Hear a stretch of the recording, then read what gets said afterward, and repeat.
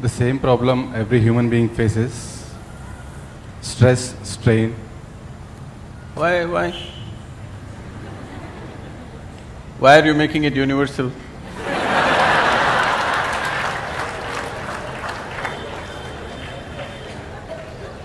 You are assuming that. Okay, you are stressed and strained and what? And one more point.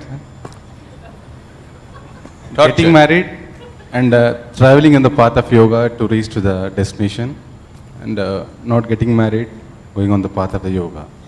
Which one is the best way?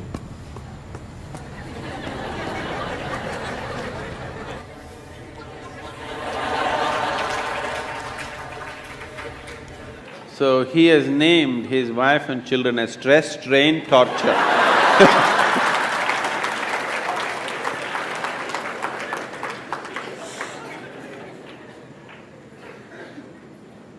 Wife and two children, stress, strain and torture. How's that? I don't want you to travel on the path of yoga. Whatever goddamn path you're traveling on, take yoga with you.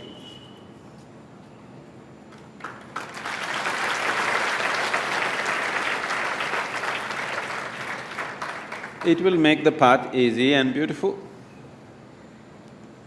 Whether you go north or south, if it is dark, you take a torch, isn't it? Only northward people take torch, southern people take darkness with you. Is there such a thing? No. So, you getting married is because of your needs. You were not born with your wife, were you? You were born like this, a complete human being. Because you have certain needs, physical, psychological, emotional, maybe financial,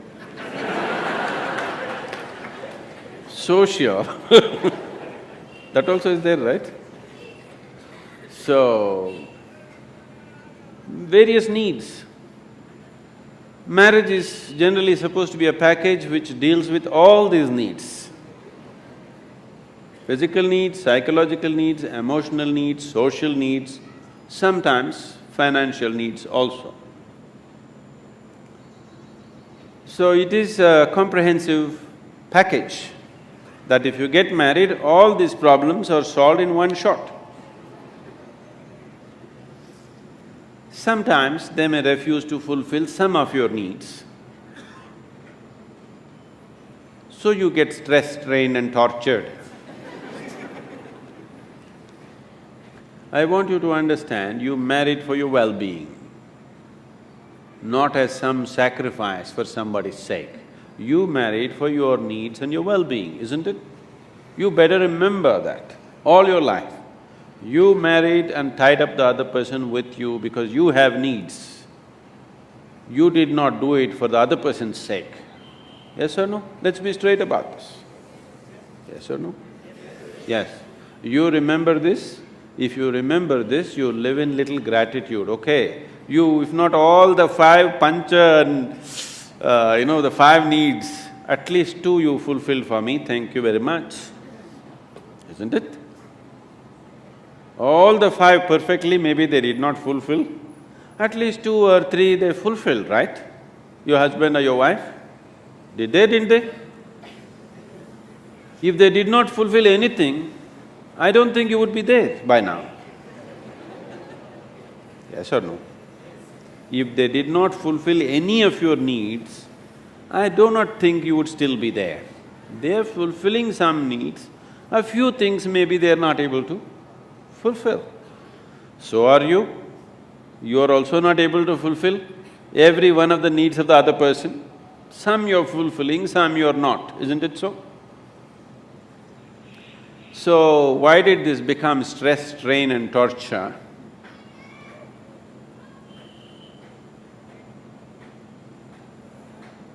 Whichever way you have made it, till now, it doesn't matter.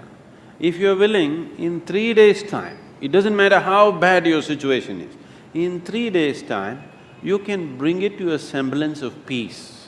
If not love, if not ecstasy, at least you can bring it to a peaceful state in 3 days' time if you are willing, 100%. Yes or no? At least you can shut up. Simply, whatever happens. Peace will happen. And maybe they will love it.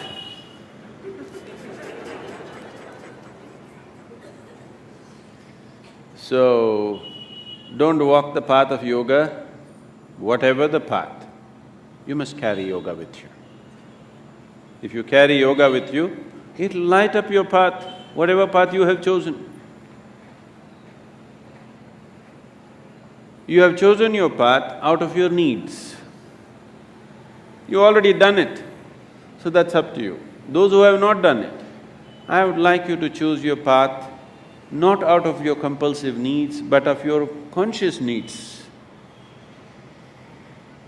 So, when that stage in your life comes, it is time to consciously look at your life and see, will today's needs mean something to you after 5 years or 10 years? Will it be worthwhile to tie up your life for the simple needs that you have today, or are these just passing needs for you? It's a very strong need, you must marry. If it is not a strong need, it's a passing need.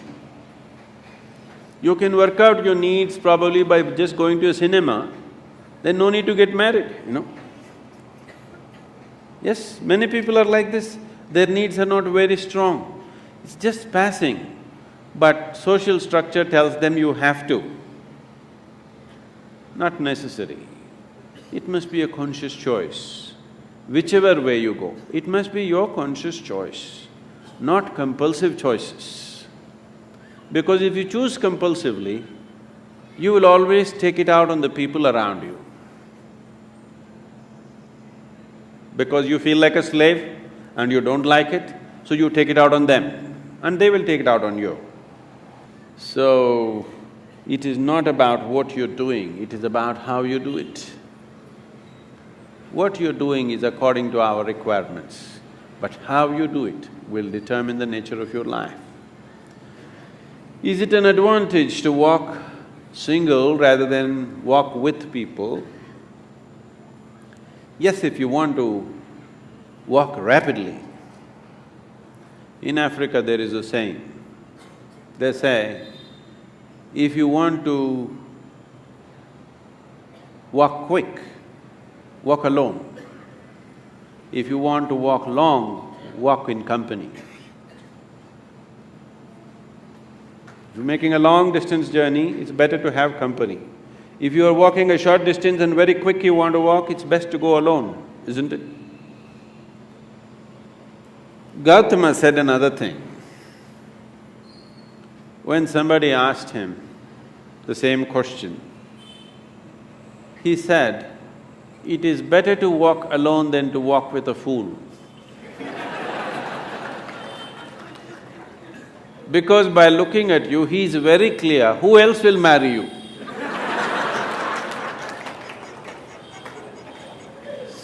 So that is Gautama's way of working. So he said, he's always discouraging people to take company. He said, this life is a brief walk, why do you need company? When you leave this body, it's a long place, there I will be there. This is the offer. But you think life is long. So maybe you need company. If you need company, you take it. But how you conduct this company is very important. If you want to conduct this sensibly, one of the most important things that you need to do, particularly with your children, you must do this, is your psychological and your emotional framework should be around the basic fact of life. The basic fact of life is that you're mortal. Your psychological and emotional structure should be formed around your mortality. This is most important. If you're constantly aware that this is a brief life, any moment you'll fall dead actually, then you would organize your life and conduct your life in a certain way. When you know time is ticking away, any moment you will be knocked down, you have no time to get angry with somebody, isn't it? You have no time to fight with somebody here. You have no time to sit there depressed for a long period of time because tick, tick, tick, tick, it's going away.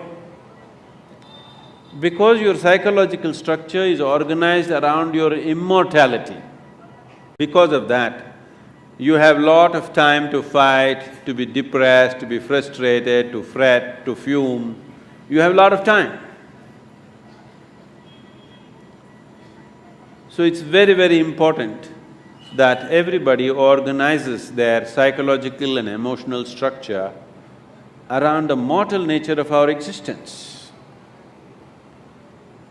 After all, you are just a baton carrier between the last generation and the next generation, isn't it? Yes? For a brief time it's in your hands, this world. Afterwards, somebody else is going to take it. You will see, taking the baton from the previous generation happens in most ugly ways.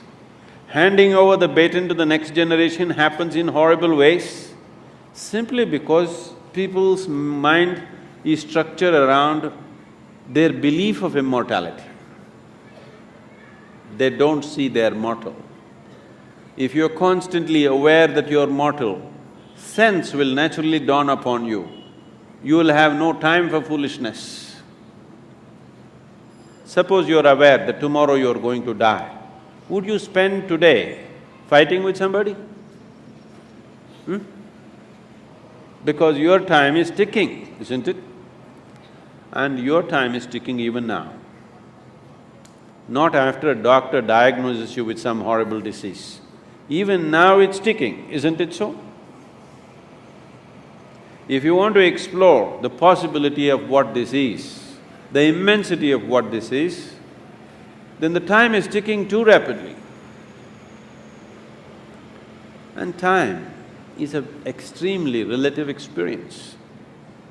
If you're joyful and blissful, even if you live to be 100, it's a very brief life. It's gone in no time. So, in this brief life, where do you get time for stress, strain and torture? I don't know. Where do you get time? This is simply because you think you're immortal. This is the biggest mistake you have done. It is just a brief journey. You must conduct it as gracefully, as blissfully as possible. If you do not know the cosmos, at least you must know this piece of life before you fall dead. That must happen to everybody.